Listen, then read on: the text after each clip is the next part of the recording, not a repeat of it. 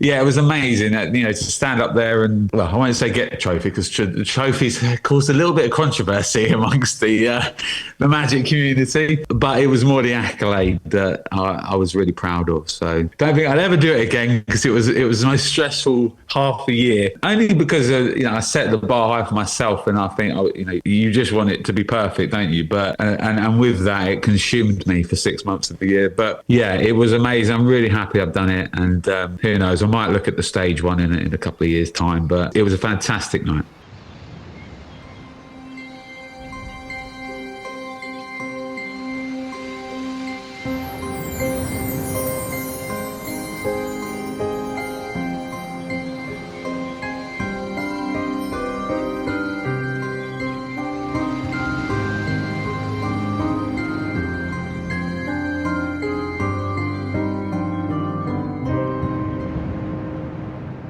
Hello and welcome to another episode of Desert Island Tricks.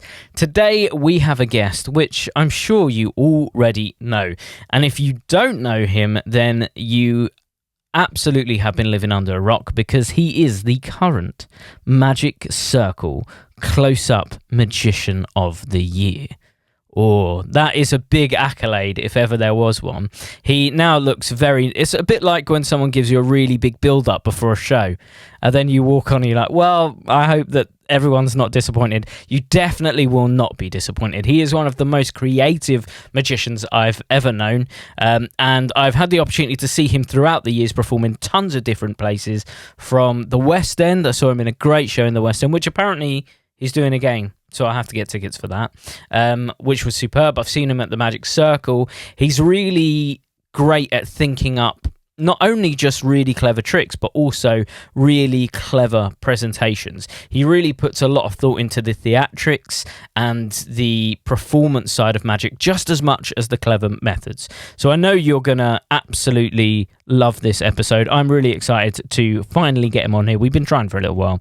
Of course, it is Mr. Dave Loosley. Oh, thank you, mate. Thank you for that lovely introduction, mate. That's very kind. Mate, thank you for having me on. This is an awesome concept. I think I've listened to every episode of this. So, yeah, I appreciate you having me here to talk through. And it was a lot of fun trying to, put it down to just 8 as well. So talk to me about the Magic Circle Close-Up Magician of the Year. Did any of your tricks from that make it in your top 8? Oh, what do you think? I'm going to say no. Okay. I think you... Yeah, no, I don't think it would, because I think that I've seen you perform certain tricks throughout the years quite regularly. So I would say that a couple of those have to be in there, but I also know that you're a massive fan of tricks and collecting tricks. So I reckon that there's going to be 1 or 2 curveballs in there that maybe we weren't expecting. I also think there's probably a couple of classic tricks in there as well, ones that really got you when you were younger. I think there'd be a decent range of different tricks. It's interesting because obviously there's a lot of different routes you could go with this, and I could have done all 8 on my working repertoire because there's stuff that I genuinely do not ever want to be without. And then I could have done 8 on some of the things that got me into magic and got me to where I am now. And but I think there's a mix here. I think quite a few of these you'll probably, if you were playing Dave Loosley bingo, then I reckon you would have a few of these on your bingo list. But yeah, there's one there I don't think you would possibly know, let alone think I have. But it's going to be fun going through. So. Okay, well, it would be remiss of me not to talk to you very briefly about the recent competition that you partook in. Okay, it was that little thing. What was it? It was like a beachside competition, something little. Yeah. No one really knew about it, but I think it went down really, really well. So it was the Magic Circle close-up competition. How did you find it? Tell us about it in the lead up to it. Yeah, thanks. I absolutely loved it, right? So let's start very briefly from the beginning, because I entered, I think it was 2019, and with just the mindset of wanting to showcase some magic. I came third in that, and Brendan Rodriguez won it, and yeah, quite rightly so. You know, I shouldn't have won it that year, or in my opinion, maybe not even placed, because it was a small amount of magic. Yes, I was going for sort of an original look, but there wasn't loads of tricks in it. So I wanted to re-enter it this year, and I took a completely different approach. You know, I really dissected what it was the competition was looking for. You know, the fact that there was two, well, on the night there was two, but there should have been 3 lay judges, 3 magic judges. The criteria, you know, I didn't even look at it, I don't think, the first time I did it. This time I really dissected the criteria of what they were going to be marking on. And it took me a good month to kind of work out what I wanted to do.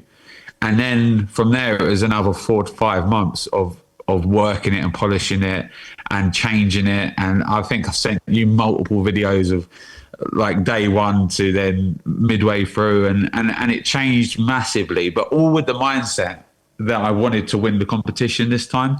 And I think a big thing I did this time that I didn't do last time were the repetitions, the practice. And I must have rehearsed it about 100 times, but everything in there was meticulously in there to try and win the competition.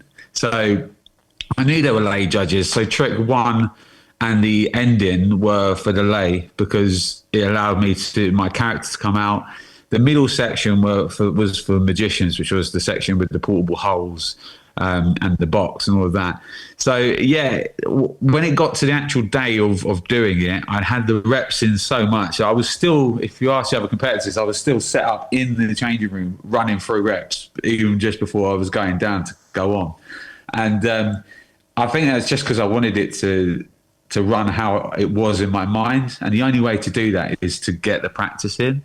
When I got down there, then it was just like, enjoy it, really. And although my mindset was to win it, when it was released, who else I was going up against, then I was just sort of like, I'm just going to go and enjoy it, because I mean, every single one of them deserved to win. It was at that point that I go, I've done what I can do, so now it's down to the judges. And if I just go out there and enjoy myself, hopefully the audience will.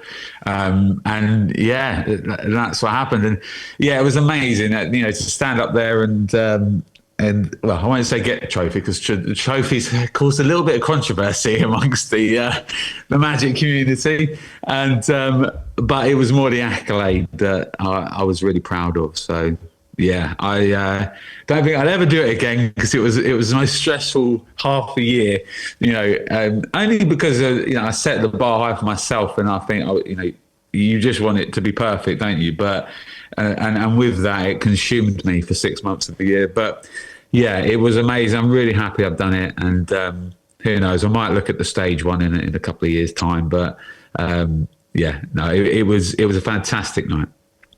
And let's talk about the tricks very briefly. So why did you go down that road? What was it about the portable hole idea? What was it about the whole concept that made you go down that route with those particular effects? It's really interesting to say that. Like, where do you start with a blank canvas? I suppose you start with something that you feel is different, or a little bit sort of technically there for magicians, and for me anyway, I started with the middle, and then I went to the beginning and ending, knowing that stuff that is my bread and butter, that I can walk in, and no matter how dead the room is, I know that with my color change deck opener, is very quick and snappy. It's right there in people's eyes, and it grabs their attention, and it gets my character across very quickly in what is a 1 minute trick.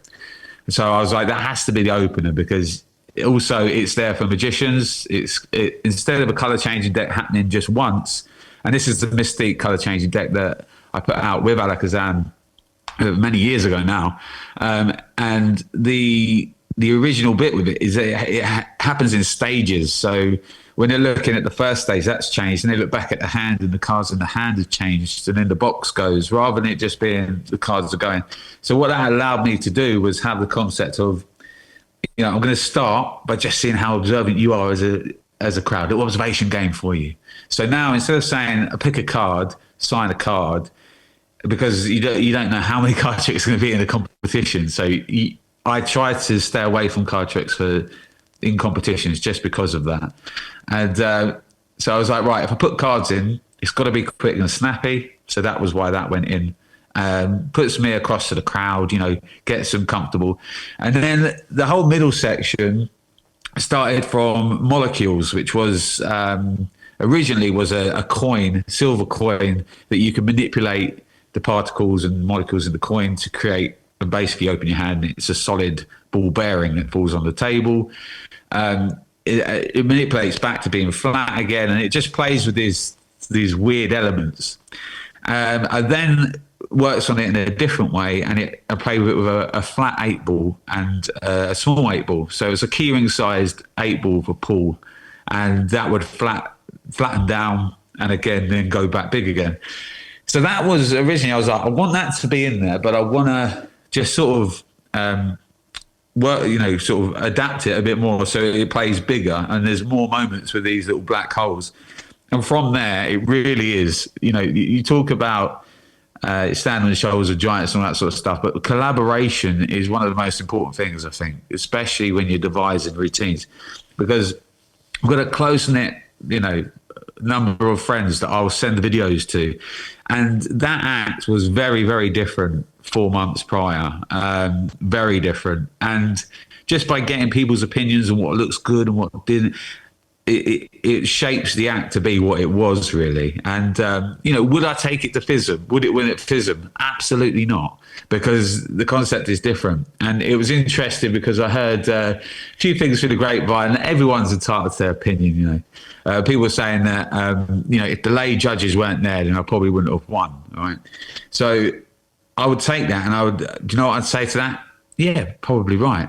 And the reason I would say that is because I knew the lay judges were going to be there. And that's why I put the act together how it was, to get those points from the lay judges. If it was going to FISM, possibly the card trick might be in there, I'm not sure. But the last trick I did with the ropes definitely wouldn't be in there, because that isn't well, it's my handling of an effect, but it's a shot ball effect, right?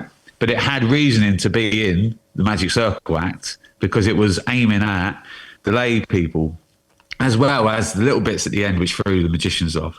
So everything had its place, and it wasn't that I just grabbed 3 tricks. Over the whole 6 months, it changed a lot, and there were elements that didn't make it in that could have. But yeah, it's a good question. I could go on ages. I don't want to bore people about it, but yeah, there was definitely thought behind it. Put it that way. Well, I think that's the key point there, is that if you're going to enter a competition, you have to think about the circumstance of that competition, who you're performing to, why you're there, the environment that you're in, and the fact that you catered it to that specific environment, to that specific audience. That's probably something that really, really helped. But if you were to give anyone some advice, so just one piece of advice before we get to your list, a piece of advice, if they want to enter that competition, what would that one piece of advice be?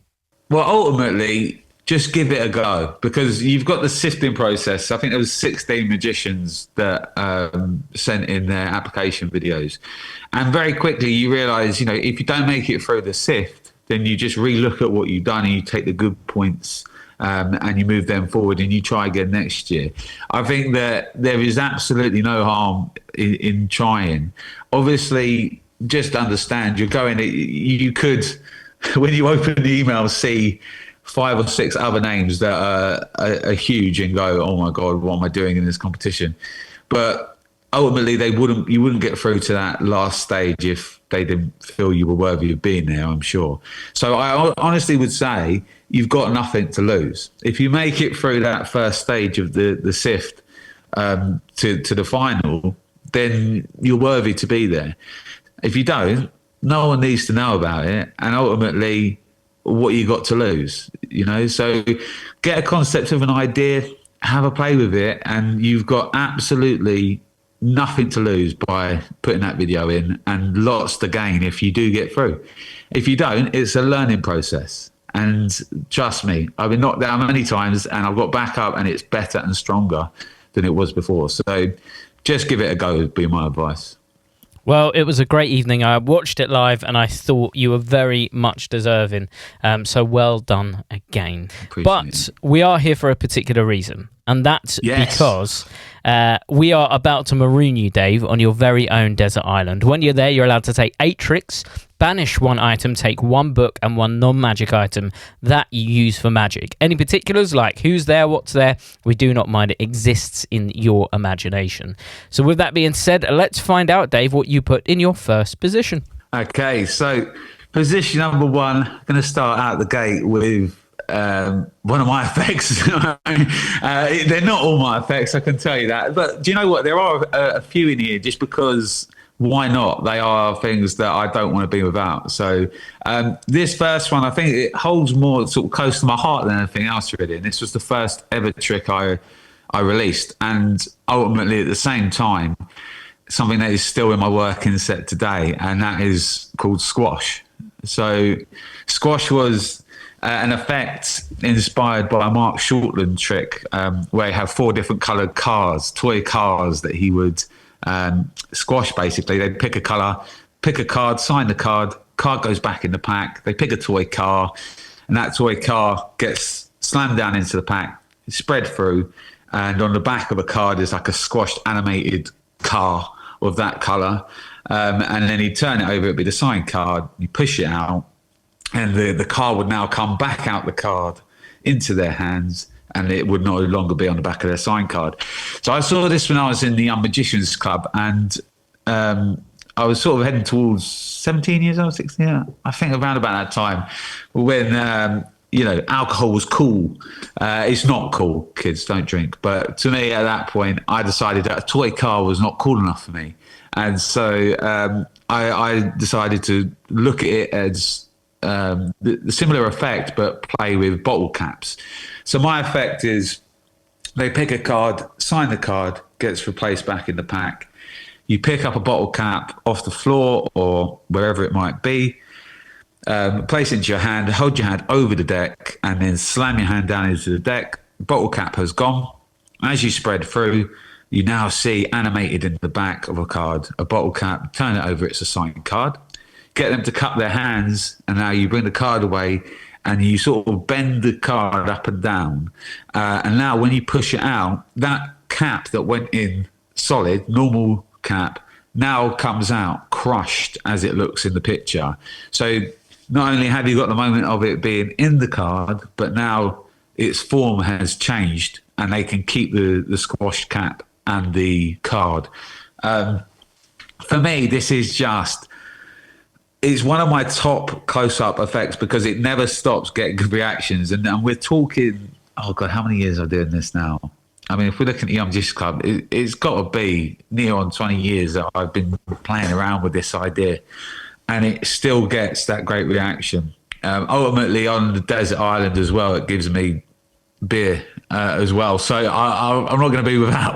I need the beer to get the bottle caps, right? So I've got a great one for being on a desert island, but also if I was shown this, if I had just this effect, I know that by showing it to somebody, I'm going to get a great reaction. And it's also that every time I do it, it's that little feeling inside where you go, oh, I love this trick, So I couldn't not be on a desert island without squash. Well, I think it's probably my favourite of your tricks of all time because wow. I remember getting it when I was younger, and I just thought it's the perfect restaurant bar trick to do because it does use the bottle cap, but it's also just that moment where they push out the squashed cap at the end. It's something completely alien to them, and if you make enough of them up, just hand them this impossible gift to keep for forever. Yeah, and I do, you hear me walking down the street with clinking bottle caps if I'm going to do a gig because it's weird, right? I've had people ask me to sign them. I've had people at repeat bookings bring them out their wallet. Last time you did this. And all it is Mr. Loosley over here in his garden smashing a few bottle caps with a hammer, and flattening them down. But these are things that people keep, so who am I to say? I'll continue to do that until I can't get bottle caps anymore. And it came with Coca-Cola, Sprite as well, so it didn't have to be, but I think it was Stella Artois at the time and Budweiser as well. So yeah, it was one of those effects. It was my first introduction to Alakazam, not as a shop but as working. I knew of Alakazam before that, and how that came about is another story. But yeah, I don't think it'd be fair for me to do this list without having what kind of really started and started to put my name out there as well. And that's squash. Well, that's a great opening gambit and leads us nicely into number 2. So what did you put in your second spot? Okay, so this one is my all-time favourite little Tenyo trick. And it has to go in there because there's nothing better than when you're bored or, you need a little bit of inspiration. It's going to a Tenyo effect and effectively a little toy that you can play with to basically pass time. This is a great little trick, but the way it works and the toy in it is why it's making it to the desert island, because I'll tell you what it is in a second, but it's that moment, when it happens itself and you go, pull me out. That was how I don't really understand how this is happening, but it is happening. It's really cool, and it's called the Magician's Matchbox, and it's by Tenyo. And if you're unaware of it, in effect, you've got a little matchbox, and on the back of it printed is like a picture of a gift, a present, and it's tied up with a bow. As you open, now the patter can be whatever you want it to be, right? Because it's such a left-wing effect. But you could say magicians, they make rabbits appear and they make doves appear, and they use magic wands to do so. So I've got a little magic wand here, and you open the mouth of the matchbox, you remove a match. And what that does is, obviously, if you imagine I've pushed the mouth of the matchbox open so you can see the matches, that makes a little gap in the top that you could put your finger down into. So there's a little gap in the top of the insert of the matches and then the box around the outside. So I remove a little wand, aka a match, and I tap it on the top of that matchbox. And now when I close the inside, what you see is a tiny little dove, like a little plastic dove, appear as you push that inside back up. So you remove the little dove, place it on the table, go again, push down, remove another one, tap again, and this time you get a little plastic bunny rabbit. And honestly, when you see how it works, you go, what?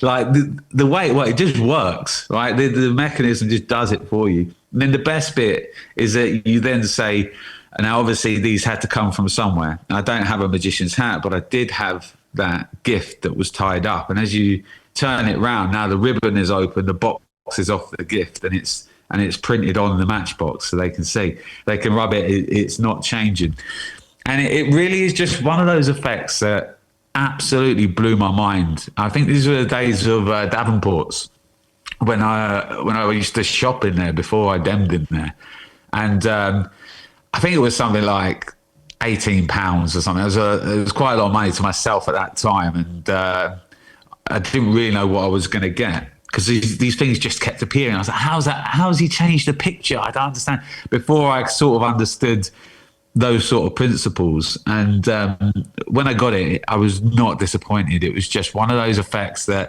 I still have it to this day, and I keep it in a little box because I never want to lose it. And I know that now with Tenyo stuff, it's probably hundreds of pounds, but I have to take it with me on a desert island, because again, with it takes a load of sort of memories from my childhood.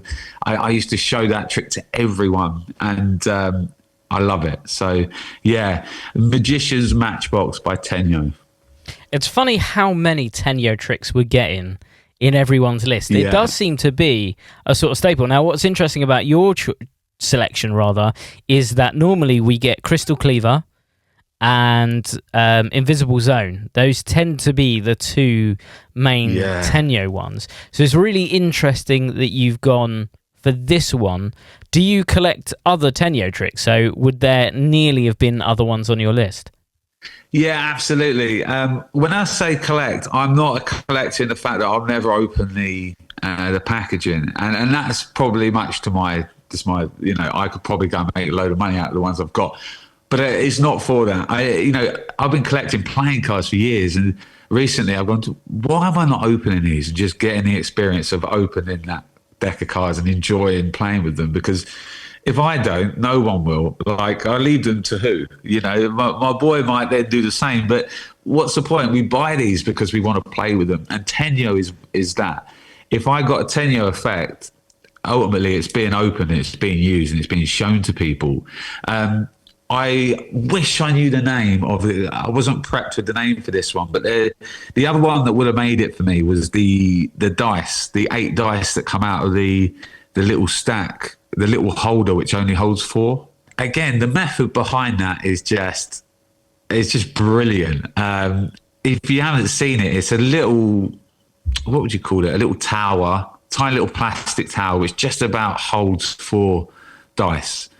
At fingertips, you hold it at the side and you lift it up and you see 4 dice. You place it back down, only 4 dice can fit in there. A bit like if you're doing multiplying bottles, you lift the thing up, you see the bottle, you put it back down. So this is the same thing. You see 4 dice, it goes back down, and then you lift this little tower up just so it's hovering halfway on the 4th dice off the table, and then you continue to lift a little bit more and you get a 5th dice, and you lift a little bit more and you get a 6th, and then a 7th, and then an 8th, and then when you remove, you take that little tower, plastic tower, and you place it on the table, and now they can't put those dice back inside. It literally is just a little plastic rectangle tower, and now you've just made 4 more dice appear.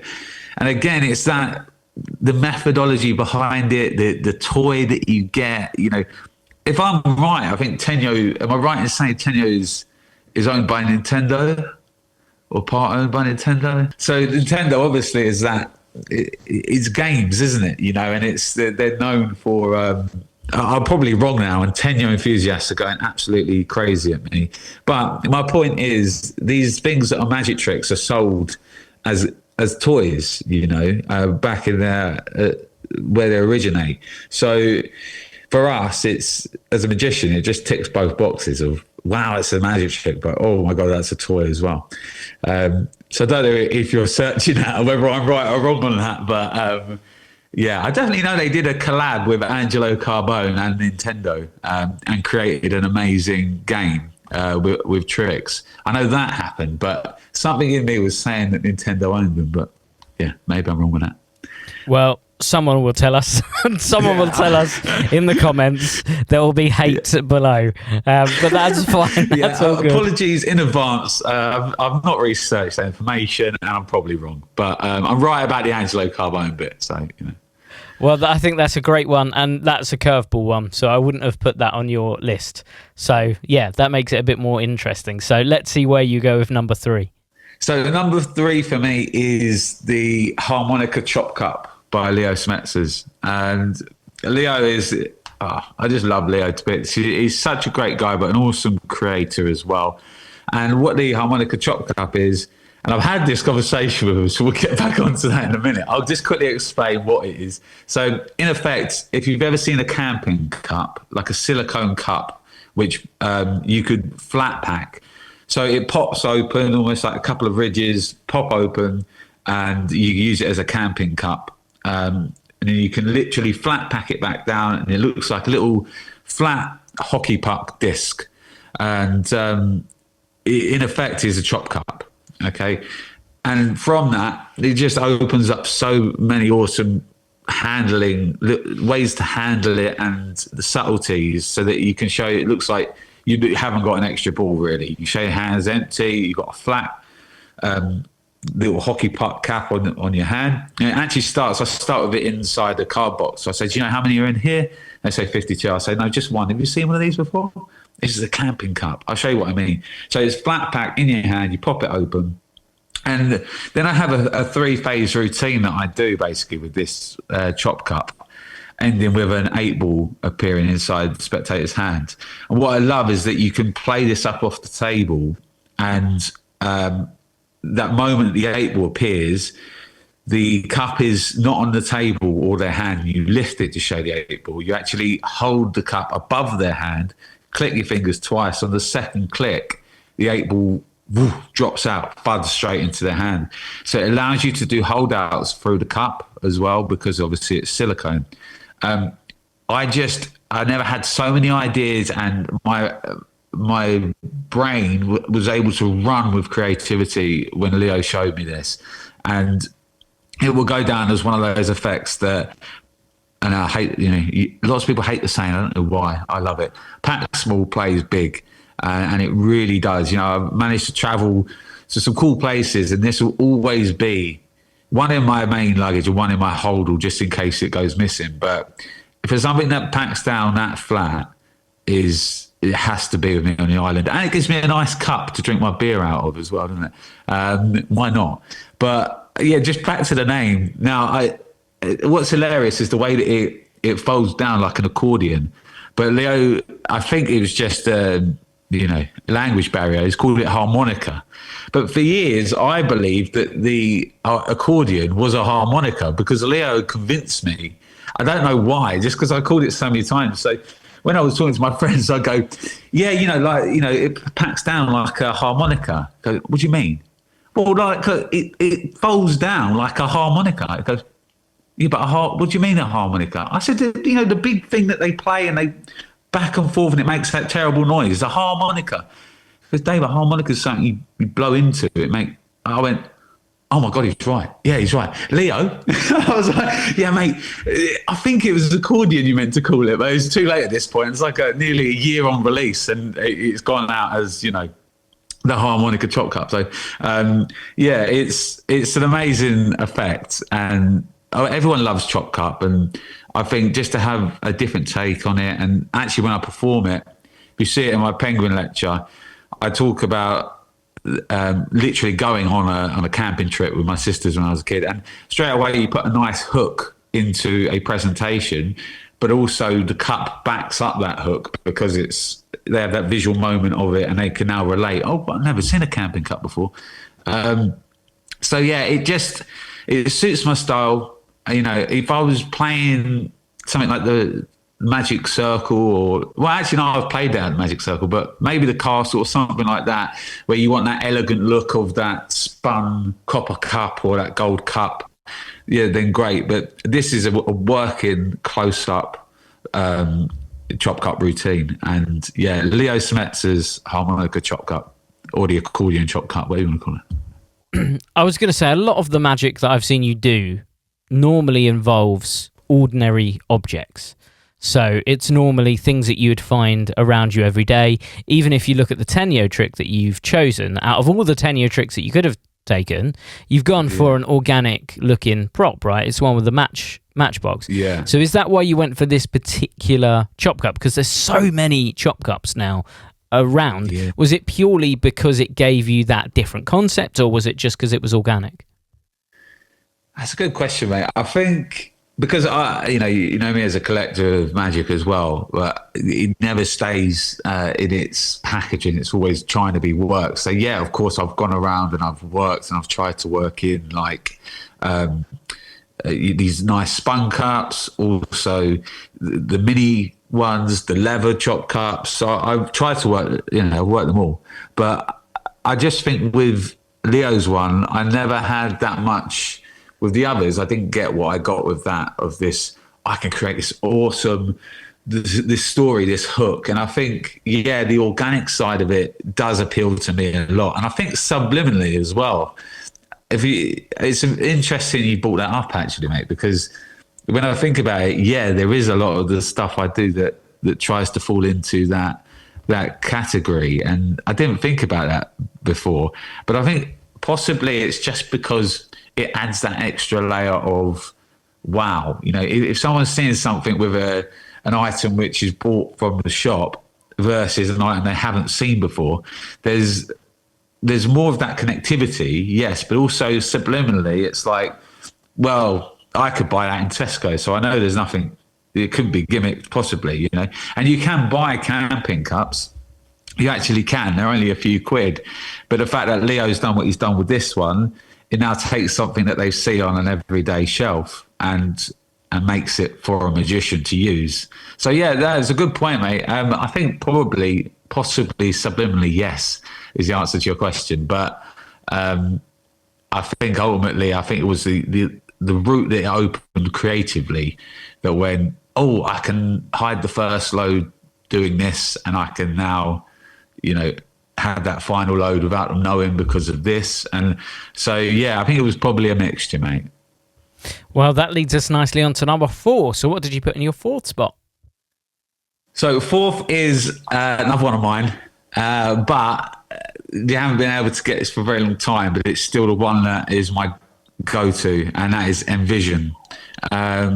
So Envision is a coin transposition effect that basically happens on the back of the spectator's hand. So to start, I show a silver coin and a copper coin. I talk about dreams. You know, I put one coin in their hand. I show you the silver coin that goes in my left hand. So have you ever had that dream where you're falling? You know, in the moment just before you hit the bottom, you wake up in bed, you know. As a magician, I've had this reoccurring dream. It is very random. I've stood over a money box with a coin, and I drop that coin, and just seconds or moments before it touches the money box, it appears back in my hand. This dream went on all through the night until I woke up. So it's kind of inspired what I'm about to show you now. So I basically give them 2 coins. One's inside the hand, one's on top of their hand, and I get them to focus on the coin that's on top of the hand. Let's say it's the silver coin. I take the pen. So as a magician, we use items to misdirect. For example, if I pointed here, you'd look here, and I point at my arm. We would never point at the moment when the magic's about to happen. And just imagine now they've got a silver coin on the back of their hand. I come down with the pen, and I just tap, and right in front of their eyes, visually, it changes to the copper coin. So I show the pen, but you know, there's nothing to be seen. I place it back in my pocket. I pick up the copper coin, and now I say, so if I've got the copper coin inside your hand, you have, and as they turn their hand over, they open their hand, they have the copper coin. And now back in my hand is the silver coin. And I say it's that reoccurring dream, and I place that silver coin back onto their hand. Now this now leaves me in a position where I have a silver coin and a copper coin that are ungimmicked, and I'm ready to go into my next coin routine. It had to go in there because of the visual side of, and this is one of those ones again that you perform it in the mirror and go, oh my God, this is amazing. I just think for reputation makers, I've picked some here that if I ever had to do, you know, people came onto the island and I had to do a show. I think so far with everything I've got, there's not one of these that wouldn't leave them with a visual moment of magic and a moment where they go, wow. And it kind of covers a bit of everything because that then puts it in their hands. You can't get closer than having the coin on the back of your hand. And to them, it's visually changing on the back of their hand. So it's a really just awesome moment, and something that ever since I released it years ago, it's been in my working repertoire ever since. And I think that I have to pick it to go on the island. And it was one of those effects that built and built. You know, it was inspired by the diamond penny, which I think I first saw in Penguin Magic. And in the research to the effect, I was trying to find out who originated it. But yeah, I did reference the Penguin Magic. All that was one of the first little bits you could buy where you had a dime, a penny, and you would tap it with a pen and it would change to a dime on your finger. But it had no, that was the moment. The visual moment was, wow, blimey. But then it had no lead in, it had nothing after that. And what I really wanted was that kickback moment where they go to open their hand and they have that another moment of magic. So I think 3 moments of magic inside one very short coin routine is why that makes it onto the island with me. But yeah, as I say, I could have just sat and picked all day Loosley effects, but at the same time, I I wanted to just have a couple in there, but out of all of them, that was its own little task, was going, what ones do I pick out of what I use? And yeah, I think that has to be in there. So that's Envision. Well, it's one that you said hasn't been available for a little while, but it's very soon going to be available again because I have seen the very cool packaging for it, which looks wicked. So yeah, it's coming back. It's coming back. It is. This isn't in there as a plug. This genuinely is, because you'll know, I only create once or twice. I create every other day, but I only release once or twice a year. And it's because I want it to be worked in and solid. And that was something that we were only able to have, I think, a total 150 units made. And there's still to this day the effect I get asked for in my inbox all the time. So yeah, as obviously working alongside Pete, we managed to get it back into production. So that will be out very soon. But that aside, whether it was coming out or not, this would make it into my top 8 because it's just a solid visual routine. Well, I think people only have to see it performed to understand how strong it is. And like you said, I'm a massive fan of kickback moments. I think it's great. And I think in your color changing deck, there's one of those moments as well, right? Where where they look down and suddenly it's changed. And they're not aware that it's changed. So it seems to be one of the tropes that you really enjoy as well. Yeah, I absolutely love kickbacks. If I could do more, I would. But then also less is more with kickbacks. If every routine has a kickback, then it doesn't have that moment anymore. So yeah, you got to pick them wisely. But absolutely, I love it, because what you're doing is you're leading them to think that one thing's going to happen, and then bang, something else happens. So almost in their mind, that's almost an extra little moment. And then they get the visual moment of the kickback. So you go, oh, God, he's played with my mind and he's just done that. So it just has these, really cool moments to it. But yeah, like you say, I mean, in the cards in Mystique, that is because you're almost highlighting, well, these didn't change, not that good, and you pick them up and you get the misdirection comes to the other point, and then the second they look back, they have changed. So you have that moment, and it plays nicely because it goes boom, boom, boom. 1, 2, 3. Things happen in threes really nicely when you're framing moments of magic, and that's the same with the Envision. You've got that moment at the beginning where you're talking about it reappearing back in your hand, but then you've got boom, that second moment of the visual change, and the third moment, bang, of the kickback, and then you put it all in their hands to check out.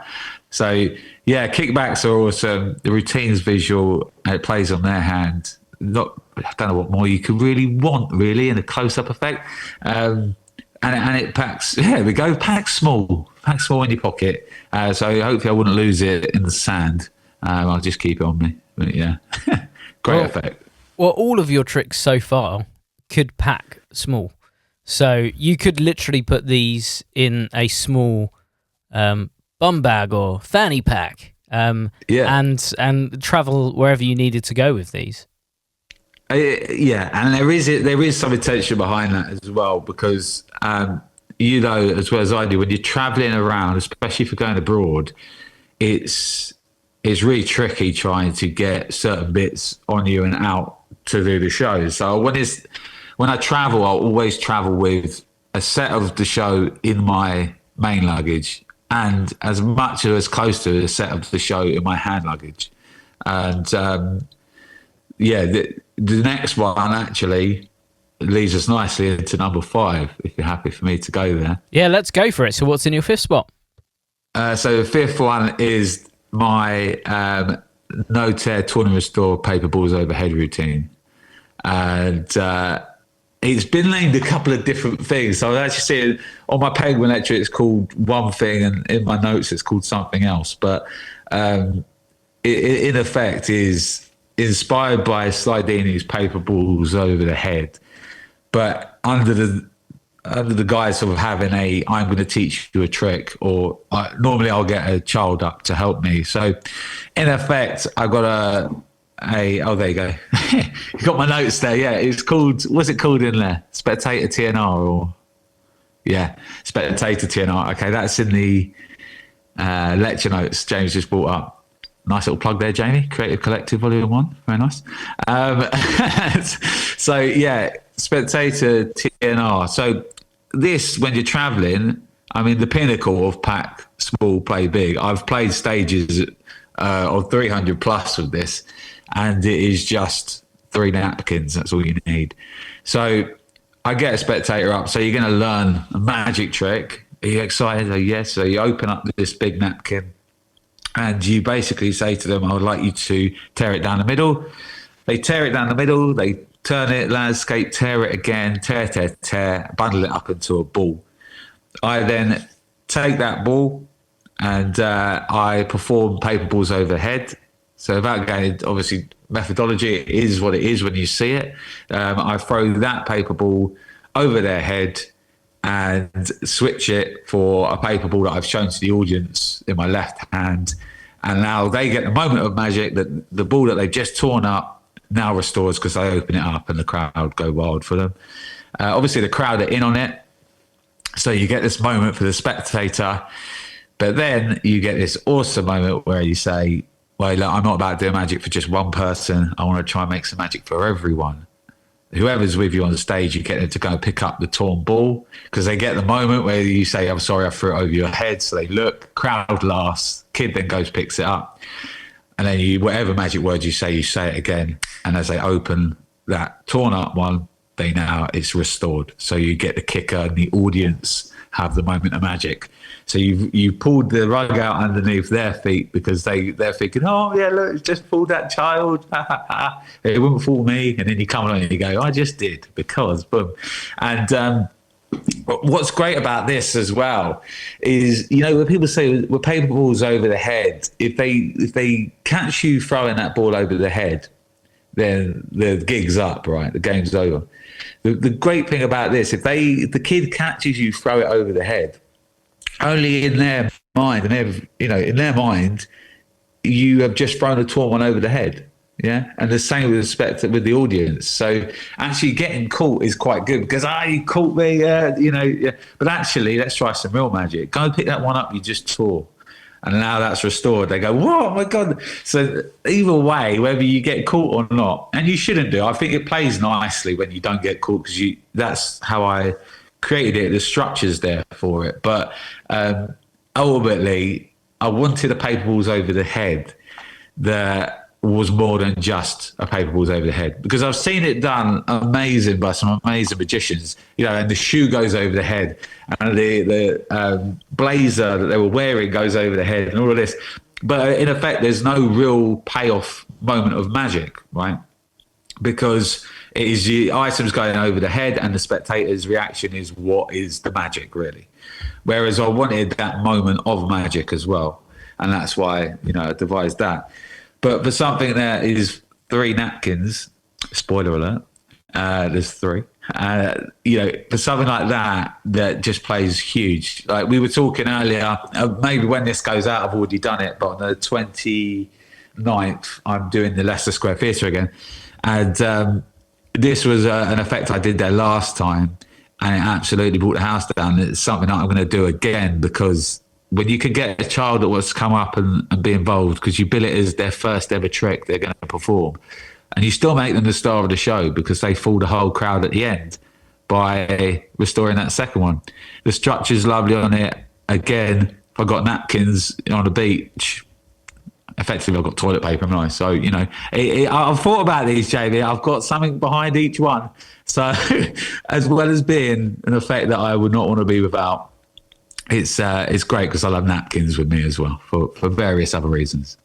Well, I've seen you perform this on stage.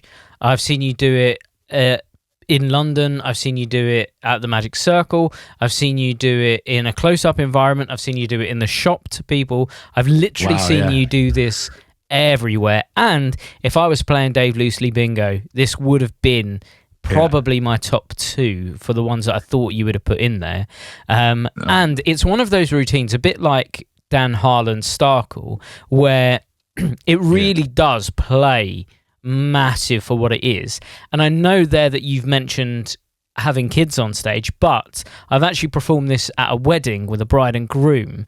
So it really does play for a massive audience. And again, we talk about the mental toolbox on the podcast a couple of times, but this is one of those ones where as soon as you've got the knowledge in your head, as soon as you understand what's going on and you've practiced it, that piece of information's with you anywhere in the world. You can now do that trick anywhere where there are napkins, which is anywhere basically in the world, you know? And I remember talking to you years ago about finding ways to manufacture them looking around. So trying to force that moment so that they always see that one going over their head. Yeah, because it depends where you're playing. You're right. With an adult, that plays better if you force that moment, because you want that "I'm the bigger I am" sort of thing, and then it pulls the rug out of there. Underneath them again when you actually restore it, but they get the moment. You bill it as them doing the restoration, but still you're going, hold on, he's just done me there. How is he? And I think again, I think I've put it up on YouTube. It's a half-hour performance that I did when I filmed the Penguin lecture, and the lady that I had. Some say she was hard work, but I deliberately picked her because I watched off stage as Dan Harlan was there, and I was watching who was reacting and so on and so forth. Because I love that banter back and forth. If someone's willing to, talk and play a bit, and then that for me is what I love on stage, because it creates a unique moment. And the moment I did the paper balls on her, just absolutely fried her, and she was really trying to be on me quite a bit. But the moment and she's the one doing the restoration, so you bill it as her doing the trick, but she was like, what? She came up to me afterwards. I can't say what she said because it's explosive, but so that was a one bit. And I did some powerful stuff on that. That was the one bit she just couldn't fathom. And literally 3 napkins. So no, I appreciate your kind words on that. And that is why it had to be in my top 8. Well, that leads us nicely on to number 6. So what was in your 6th spot? Okay, so 6 is Needle Through Balloon. I think I heard Pete saying on one of the lives that he thought that was going to be one of the ones. And when he said that, to be fair, Pete, I was going to take it out, mate. I didn't want you getting it, but I kept it because you're absolutely right. This for something that is a shop bought item that anyone could do. For me, this is a lot more than that. So Needle Through Balloon, if you don't know it, it is as it sounds on the tin, only the balloon doesn't pop. So you take a huge knitting needle, blow up a balloon, touch the needle into the balloon, it melts through one side and out the other side. Balloon doesn't pop, and cool moment of magic. So what I've done with this is basically use it, like you said, there's a callback. But it runs through the show, so the effect happens very early on in the show where it's build. And I won't give you my full pattern behind it. It's online if you want to go and watch it. It's not there to be taken, but this has to be on the island with me because ultimately I've got a huge knitting needle to go and catch fish with. But at the same time, I've got this effect, and yes, it's a moment of magic, but for me, it's actually 2 moments of comedy and a wow factor at the end because you use it as an encore moment. So I'll explain how I use it, but I just won't give you all the patter for it. So I talk about, a lot of people do get into magic from their granddad. It becomes almost a stock line over the year, but it was true for me. And it wasn't as good as watching Needle Through Balloon. He did the version where you would put sellotape on the balloon and take like a small needle and just punch it through. And it was one of the first little tricks he sort of showed me. But it fooled me for ages before he showed it to me.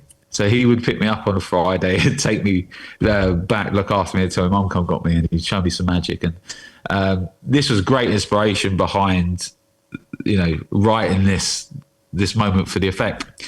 Anyway, first time I show the crowd, I build it up massively. And when I go to do it, it bursts the balloon, right? Deliberately, but then you get a really funny moment because I've got a stock line after that. they forget about the balloon. Then at the end, I'll finish on one of my effects and I say, do you want one more? And then regardless what they say, they're going to get one more. Then I play some music, upbeat music, and I go and grab another balloon with this sort of cheeky look of face, because I've built this up. And this was one of the, I will just touch back on this. This was a very nervous moment the first few times I did this, because I kill out of a 10, 15 minute cabaret set, which you don't normally get that very long. I kill a good minute and a half to 2 minutes building this effect for nothing to happen. But then it's covered with a comedy line, so hopefully it gets a laugh. But that has to be there, those 2 minutes of building this, because then at the end, when I come out with a balloon and a needle and this cheeky look on my face, sort of waving the balloon, they go, okay. And then the needle, you literally center the stage, right up above my head, the needle goes through the balloon, out the other side, the trick works, and then I've loaded the balloon with confetti so that when the balloon goes up and I puncture it with the needle, now I get a shower of confetti around myself and I'm in an open arm position to be, thank you so much. So it's like the ending of the show. So for something that is a shop bought item, and there's nothing wrong with shop bought items, but I think as a creator, you always try to sort of go your route with things. For something that anyone could get, I would not be without it. It for me adds a real funny moment near the beginning of my show, but also has a magical moment at the end, which then frames it as the end of the show. And without having like these expensive confetti cannons and stuff like that, I still get, and if you look on my social medias and stuff like that, there are shots of me in this stance with my arms wide open with this sort of big expression on my face and confetti falling in front of me. A great shot for camera. And it's that my show, that's the show. Thank you. You know, it's that big ending out of something which is, again, packed small, Jamie. You inflate it yourself, you blow it up. So you can't get much more flat than that. The only issue is traveling with a huge needle. But if I was traveling with this, then it is a case of, you know, you win some, you lose some, and I have lost some.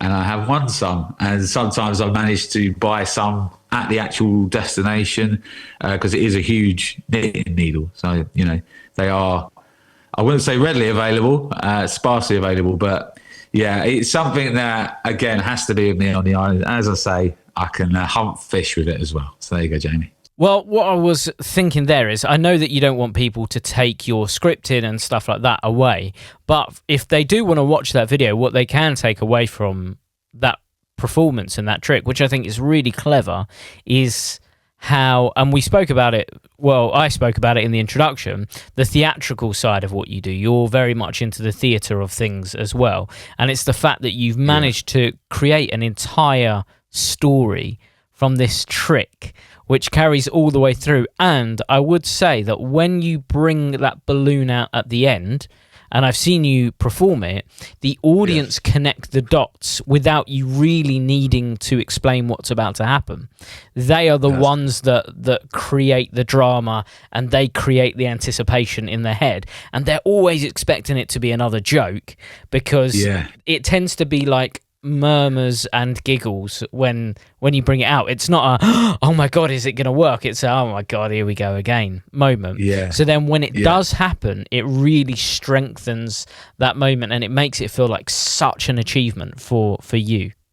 Definitely I like that you said that, mate. I appreciate that. And what's hilarious was the more that I've done this, there have been, you know, I guess it's just due to the hot lighting, or I'm not sure exactly, but there have been moments where I come back on and I've got this big sort of reveal of needle through balloon again, and everyone's connecting the dots, and then it goes and pops, right? But then you go, oh, you know, I lecture the magic circle, and I go to do it. I go put the needle through the balloon the second time. Because I go off, I do all my close-up, and I say, right, I'm going to now go off, come back on, and build this as if I'm about to treat you like a lay audience, all right? So I do my show, and at the end, I come back on with the needle through balloon. I throw it up the second time. I hold it the second time. I slowly touch the needle into it, and boom, it pops. And just very quickly, the moment it burst, I just went, "See, I got you twice. You thought it was going to happen."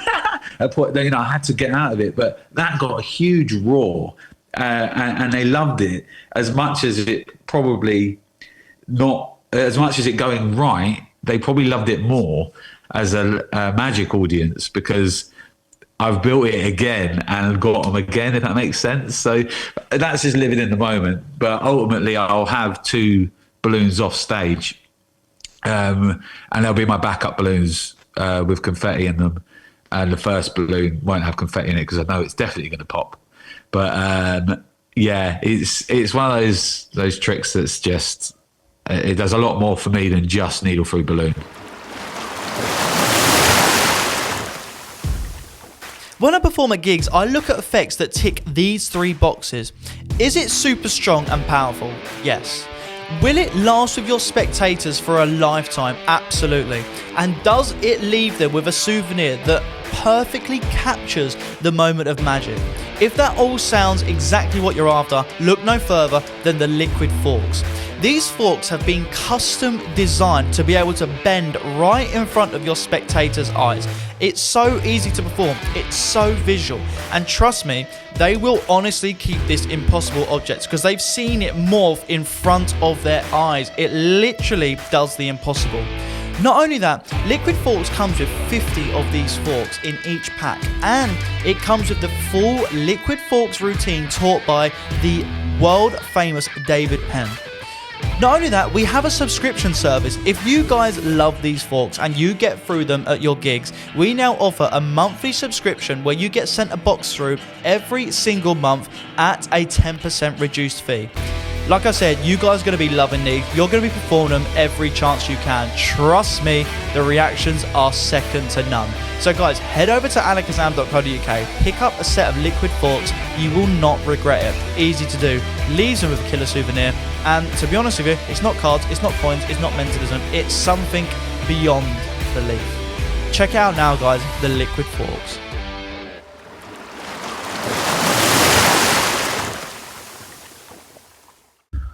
Well, that brings us nicely to the tail end of your 8. So what did you put in your 7th spot? So 7th spot for me was Bill-in egg, walnut, lemon, with like the burnt banknote presentation. This is the first step I ever had into standing up on the stage away from close-up magic, away from my double act partner. And this effect, which was, you've seen it performed by Paul Daniels, and it's one of these just amazing tricks. You borrow a banknote. In this instance, they put the banknote into an envelope, 4 envelopes. They pick an envelope. I say, I'm going to influence you to pick the envelope. You can either go with it or not. They pick an envelope. The other 3 get burnt. And when they open up, you say, and inside your envelope, open up, go down into the corner. You should see your banknote. They go down there. It's not there, right? So you get this sort of awkward moment. I have another trick in the middle to sort of say, look, I haven't forgotten about your money, but if I can do this, then let's write that off, right? And that's another trick. I won't talk about that. But in effect, you've lost their money. Then you bring out the lemon, which is presented. It's got reason for being there. Cut open the lemon. Inside the lemon is an egg. Crack open the egg. Inside the egg is a walnut. Put the walnut on the floor. Let them stand on it. Crunch it. They bend down. They pick up what they find inside, and it's their signed banknote. For me, this effect is just perfect. I used to do my 15-minute cabaret with just a couple of visual sight gags and this effect, because it has everything it needs to be a performance piece. Unfortunately, shall we say how many times what your people have got to do is play pack small, play big as a shot game, because I think we are the pinnacle of that throughout this conversation. But this is, again, and you can see why, is the pack small, play big, because it's stuff that you can buy when you get to location and you can prep before the show. But this is my big, I would happily stand on a stage of hundreds of people and end my show with this effect, because it's impossible, it's visual, and it's so magical.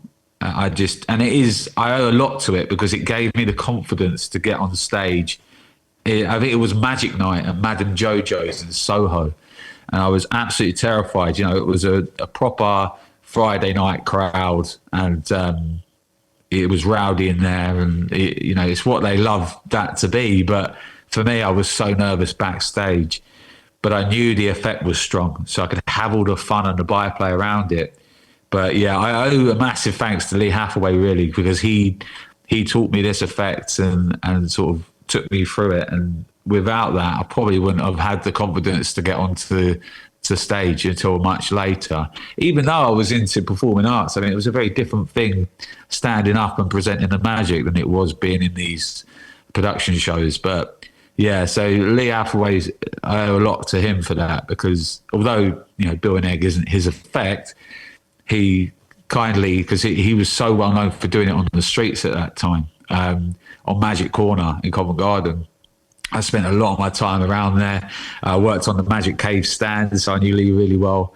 And that effect it has to be, again, on the island with me, because not only does it play big and it is what it is, it has those sort of memories for me as well. And I think you find out a lot for all of the tricks, just looking at my list here. Each one has a core memory sort of with it. And so, yeah, again, as well, eggs and walnuts. I mean, I've got a lot going on here. I could hunt for fish, Jamie. I've got eggs and walnuts. I've got cup. I've got beer. I mean, toilet paper. I'm sorted, really. Well, we're going to start having to call you Flat Pack Loosley. That's going to be your new nickname. This is your new performance name. If your last trick is now like the buzzsaw illusion, I'm going to be desperately upset with you at this point. But what did you put in your last spot? I have to finish with For Nightmare. This is the rope routine.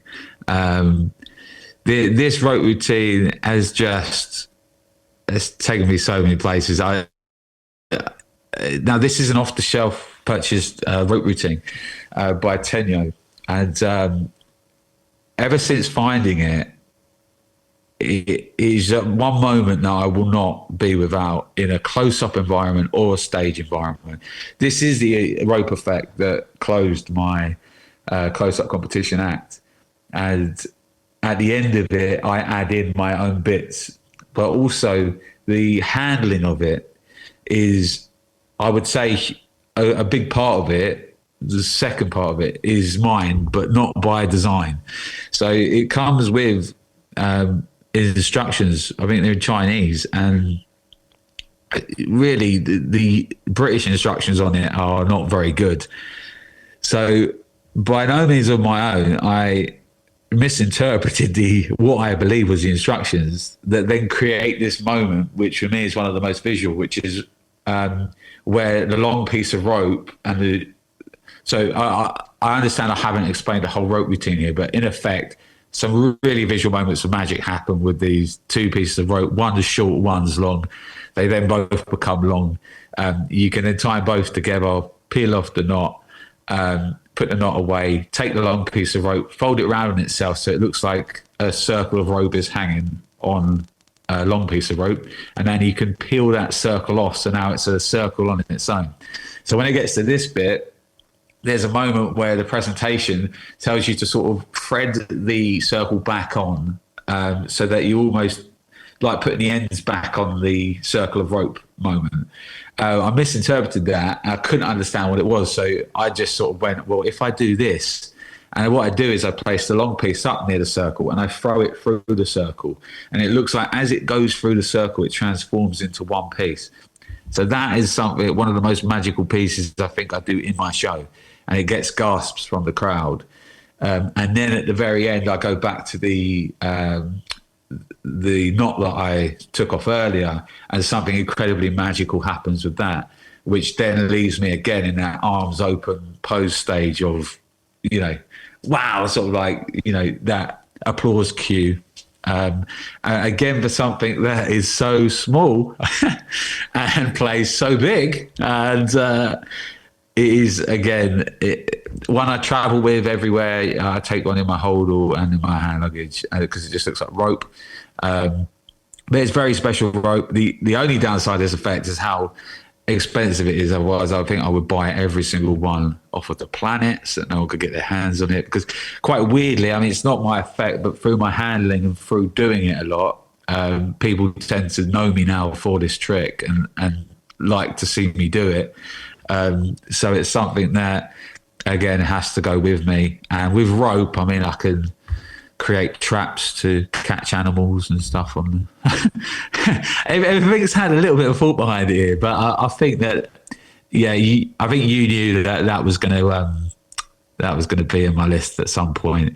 But I don't know how. I've said packs will play big so many times in this presentation. However, I think, magicians hate it. That might be why I've put it in there. But it's a little, curveball back at you. But seriously, I think it's important to have stuff like that as well that you can travel with, and that effect is the one for me. So, yeah, I think online you can see me do it. At the end of my Magic Circle competition act, and I've got loads of other performances of me doing it. But it's just one of those ones that I think I'll do forever. Yeah, I remember you were the first person that I saw do it. And I think for me, it was the moment of the ring coming off because it's so clean. They literally see this large knot tied into the rope, and then you just place your finger into the hole, drag it down, and as you drag it down, suddenly there's a loop resting on your finger. I think it's easily the most visual piece of rope magic I've ever seen. I agree with you on that. I won't take kudos for the effect because I didn't create the effect, but I've put a lot of hours into structuring it and performing it now. And I actually do it in close-up walk-around, and it gives a really hilarious picture because the way I end it is with that streamer, and it ends up cut. I just do it above the head of whoever is on playing me up at the table, or the groom, or whoever you want to have if the photographer's around, I always say you're going to get a good moment at the end of the rope trick, so he's there sort of ready. And and it's so visual. I mean, you've seen how that plays on the stage, Jamie, but also in a close-up environment that close in front of your eyes, and for just what is to them 2 pieces of rope in your pocket, it is a huge moment out of something that's is that small. Well, I think you are now the king of pack small plays big. I think that has to be it was not my intention. I actually didn't. I actually come on here going, I know what should I not say, because some magicians hate the saying pack small play big. I was like, I love it, but I didn't realise to say it that many times, so I do apologise. But hey, listen back with your friends and you could play drinking bingo, can't you, every time that gets pulled up. But yeah. I feel like you've learnt just as much about yourself today as we've learnt about you. Yeah, it's been a bit of therapy, mate, I think. But I've enjoyed it. Do you know what? Dissecting and going through these tricks, I feel like I've waffled on a lot, but at the same time, it has shown me that there is like a core memory behind each of these. There's a reason why I've picked them, but didn't really realise that until we've spoken deeply about them. So yeah, it's like Jamie Dawes therapy, isn't it? Well, that's the thing. I know that you've done a lot of these tricks for years and years and years. And if we look at your list, each one is so individual. It's so unique. You've only got one card trick in here, and even the card trick isn't really framed as a card trick. It's framed about the bottle cap part of that trick, The card trick is almost secondary in that effect. So you've gone for Squash, the Magician's Matchbox, Harmonica Chop Cup, Envision, No Tear Paper Balls, Needle Through Balloon, Built-in Lemon Walnut Egg, and 4 Nightmare. So each one of those is completely unique. Oh, that's awesome. Yeah, it's it was no real structure behind it. I didn't really want to say I'm going to take one rope trick, one card trick, and I could probably fill it with 8 really decent card tricks, but I think you've got to go with what you enjoy performing as much as how you feel it's going to get received by the spectator. And especially if you're going on to a desert island and you're never going to see people again, it's all about you, isn't it? And what you enjoy, what you want. And I think every single one of them, just it ticks the box for me. So I wouldn't change that 8. I'd be happy right now if you threw me onto a desert island. I'd take those 8 tricks with me. Well, we now get to move on to your banishment, and I swear, if in your banishment you put people who say "pack small, place big," that's going to be a great twist. What did you put in your banishment? You beat me there, Jamie. So no. Do you know what? I don't. My banishment, and I'll keep it light because you could get negative about it. I don't want to do that. My banishment is magic egos and cliques at like conventions and stuff. I won't go too much into it because it is what it is, but I've been quite lucky to lecture at many clubs and travel around, and it's very evident to someone on the outside looking in who are the cliques within these clubs and the egos. And if you take it bigger to conventions as well, and you could just see sometimes there's people just stood, we're supposed to be this, the magic world is, as I've known it, has always been very friendly, and we all bonded over this one thing. But at the same time, I could walk into a room, happily chat to somebody that I've never met about magic, and leave almost saying, cool, I see them as a bit of a friend, And we were chatting earlier, and Harry Harrington, first time I proper, I've seen his work and know of him. The first time I got to really sit down and chat with him was at Blackpool. We sat down for a good hour, had a beer and a chat, and then later in the convention we caught up again and we had a chat, and he might not see it this way, but when I left, I was like, what a solid guy. I'd see him as, I'm not going to say, he's now going to be a new best man, but at the same time, it's like, I'd say, yeah, I know how. I'd see him as a mate, like, because you sit and chat, and that's what I think the magic industry is really good for. But there are times, and I see it, and I saw it recently, and I won't say where or what have you, but there was one young magician, and he's almost just stood there in a room of a lot of older magicians, and you could just see it, like, all it takes is for somebody to walk up to him and be like, "Hey, come join us." Right? That's what I love about magic and what I get out of magic. But I hate to think that I only get that because now, I've just won a competition, or I've released magic. I'm going to go and speak to him because I know who he is. But actually, there's people that are amazing at magic that might not have the confidence to go and join a group. But why not just pull them in? Do you know what I mean? Because sometimes it's, and I still see it, and I saw it a lot at Blackpool.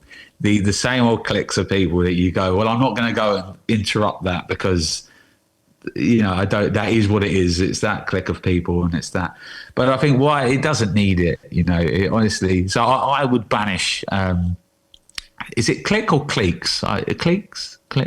Well, it's your banishment, so you can have either, whatever version you want. We'll go with whatever the pronunciation is. And egos, sometimes it does not warrant it. And at the end of the day, we're just doing magic tricks, So yeah, I didn't want to bring the mood down, but I would definitely banish it. Well, you're the second person that we've had say that since we've been doing the banishments, and I dare say it's going to be a regular occurrence when it comes to the banishments.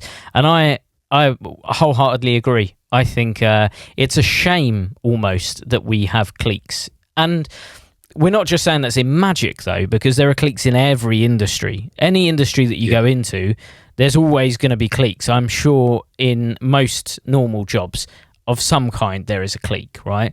But what I think is a shame is it stops our growth, because you could go into a room and talk to 15 people and learn so much, and in turn teach them so much. But because of cliques, we're not having that interaction as much. No, I completely agree. So it'd be lovely if you could drop it into the old banishment. Well, there's a big ditch, and it's that they've all been thrown in there. I don't know them. Magic egos have all been thrown in there, and cliques have been thrown in there. But let's go on to the lighter side of your list. You've got 2 more things. We've got the book. So what are you going to put in your book position? So book position for me goes Rune's World by Rune Clan. This is, I've got it here, my all-time favourite book, and this was really hard because I have some amazing books that have inspired me. The complete course of Tarbell and Wilson's Book of Magic, and there's some in there that I would love. But this, I think, if I was going to go on Desert Island, there's bits in here that I still am yet to discover. He is such a creative thinker, Rune Clan. This was put out by Vanishing Inc. and written by Josh J. And I would be devastated if this ever left my Magic repertoire. The whole first half of the book is close-up magic, and actually the first section of that half is impromptu close-up magic, but we're talking impressive impromptu close-up magic. There's a trick in here, I think it's called pensive, and it's with a pen and a coin. It's just super visual magic. There's an amazing card under box style routine, but with a borrowed beer bottle and a coin and a napkin. He's a real out-of-the-box thinker, and there's loads of tricks within the first half of this book that I haven't yet had the time to sit. And just by looking at the pictures, I go, oh my God, that's going to be a real quirky idea. That's going to be an awesome handling. It does a lot of really cool coin stuff. And then the second half of the book was super inspiring to me. If I show you it, it's almost written like an old school cartoon magazine. And this is all aimed at more stage magic, visual gags, comedy moments. You know, he's a really well-known comedy magician. And this is a book that I've always sat down to want to completely read cover to cover, but something's always come up. And every time I go back to it, it's normally to relearn the effects I do out of it. So I think if I was stuck on a desert island and I could only have one book, I'd love to master this book from cover to cover, and also still be inspired, especially by the second part of this book, to create and devise routines as well. So yeah, that's my book. It's Rune's World by Rune Clan. Well, that's a great choice and leads us on to your last item. So what would you put in your non-magic position? So my non-magic position is going to be my drum set. So it's kind of, as well as being something I've loved doing since I was a kid, it's always been magic and drumming. And yeah, I've played in a band in percussion when I was younger, but never since. And it's almost like a bit of a stress reliever as well. You know, you've had a long day. I don't know if you're aware, but I've got 3 very young children. So when they go to bed, of course you're aware, when they go to bed, it's very nice to have a little bit of a stress reliever out there on the drum set. And it's an electric drum kit, so it might be an issue in the sand. Hopefully you can give me a connection port there. But I just think it's something that and I'm not even an amazing drummer, but at the same time, I'm always learning magic as well. You're always progressing. So the fact that I'm okay, but I've got so much to learn is exciting, because I still have that thing that I can go out and try and get better at, which I think is important, you know, for the mind as well as, you know, getting that skill. But so yeah, for me, that's an easy one. I have to take my drum kit with me. Well, I tell you what, we'll give you a solar-powered connection for your drum kit, so you can take it with you on your island. Amazing. That'd be, yeah. What's the one that Tesla, the guy that did the Tesla thing, he's got like you can get a signal from anywhere, can't you? Great. Well, I think that's a great closing gambit. Let's go back through your list. So we started with Squash, The Magician's Matchbox, Harmonica Chop Cup, Envision, No Tear Paperballs Overhead, Needle Through Balloon, Built-in Lemon Walnut Egg, For Nightmare, your Banishment is Magic Egos and Cliques, your book is Rune's World, and your item is a drum set. That's a pretty diverse list going on there, I would say. Yeah, very happy with that. This has been a lot of fun, mate, and yeah, I tell you what, now I know, you know, just in case that did happen, I know exactly what I need to grab. Well, let's hope it doesn't. But if anyone wants to find out more about you, Dave, where can they go to? Yeah, so best place, really, I mean, it's my website, daveloosleymagic.co.uk. There are a few effects on there if you're still interested in that sort of stuff, and please join my email list, because that is where, and especially soon, a lot of the first information is going to be. But other than that, I am on Instagram. I think it's Dave Loosley. But those 2 places, really, through my website on the email list, you'll get all the info from me. And actually on my website, there's a chat bit. So if you ever need to get in contact, just go on there or over on Instagram. Amazing job. Well, thank you so much for your time, and thank you for putting your list together, Dave. You're very welcome, mate. Thanks for having me. And we'll see you in a few years for the stage competition.